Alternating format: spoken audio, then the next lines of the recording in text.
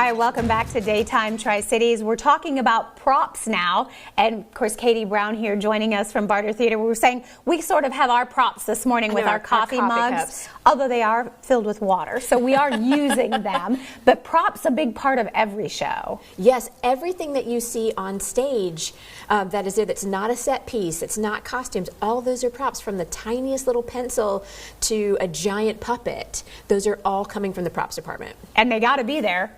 Or, oh, yes. You know, if you're missing that pencil's out of place, you may not be able to do the scene at all. Yeah. Well, we got to meet the person in charge of all of the props. Take a look.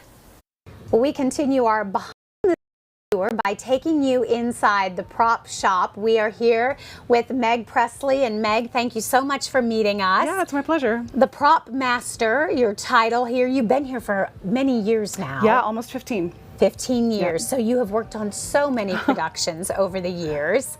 And props really do entail everything else that we're seeing, right? Yeah, so we like to talk about, like, if you're moving houses across town, across country, everything that you put into your moving vehicle plus your landscaping, that's probably going to fall under like the prop umbrella. So your furniture, your books, your lamps, all that kind of stuff.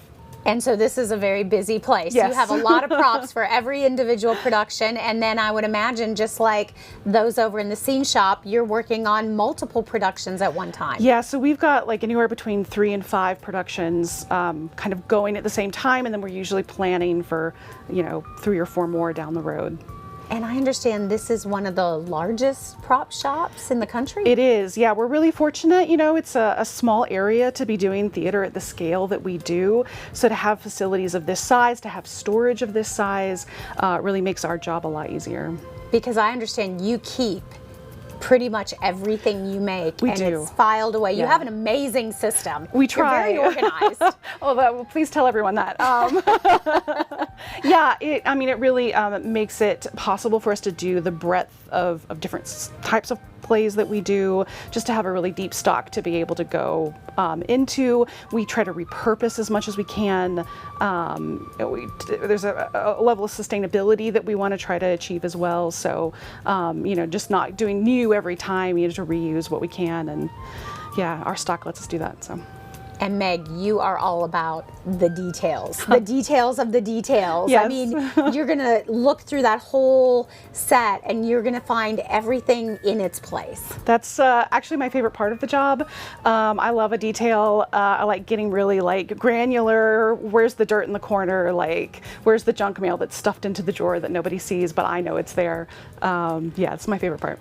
So you make sure everything is in. If you're doing a play that takes people back to the 1960s, everything on that stage. Mm-hmm. Yeah, we do a lot of research. We try to be as accurate as we can while still serving the needs of the actors. I think that our job really, we're here to help see the vision of the designers and the directors, to support the actors in their work, and then also just to give the audience a really immersive experience.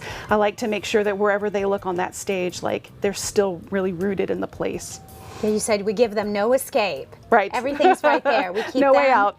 And right now we see this table in front of us. You said you're working on Dracula. Right. And all the details. Yeah, so today we've got these chandeliers.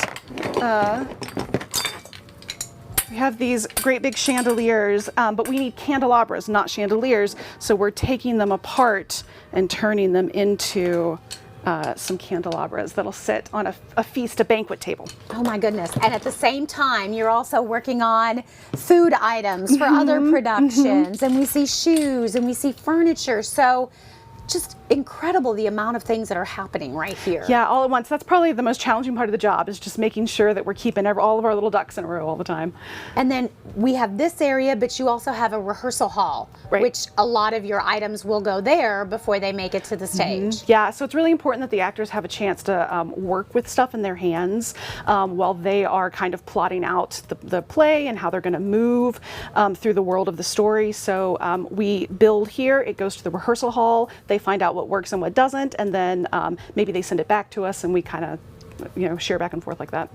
Meg, what's the best part of what you do? Oh gosh, you know, I'm a storyteller at heart, so to just be part of telling stories every day is pretty remarkable. I also just like making things, so I just get up every day and make ridiculous magic happen.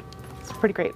And we see that playing out on the stage with every production. Anything that has stood out, any particular show or just crazy thing you had to make that you're always kind of going back to? Gosh, you know, I feel like we do so much that that answer could be so many different things. One of the things that I'm the most proud of here in my time is we did Shrek a few years ago, and we have to have a great big dragon puppet. Yes. And she was kind of my baby start to finish. I got to design her and build her and work with the puppeteer team, and that was pretty great. Well, Meg, thank you so much for your time. Now, every time I go to the next show there at Barter, I'll be looking at all the different props in a whole new way. Great. Hopefully, as will our viewers. That is kind of true. Now that we've sort of seen the behind the scenes, I feel like to see and to understand all those pieces that were put together and intentionally put there. Yes, and to be able to see not just the scope of it, but like Megan was saying, the detail, the tiny little things that makes the whole experience feel real to you in the theater. So you don't look to a specific corner and see, oh, well, that wouldn't be there. Yeah. So you can really stay inside the story. And man, she is good. Yes. She was so fun to talk to, and the way she repurposes too. She talked about how everything can be remade. She was redoing chairs for Dracula. They have all these things up in storage, even things that they have cast to look like dead bodies of people that work at our theater. Yeah. And so like, oh gosh, well, we can just use that person again for the, you know, yeah. in that scene.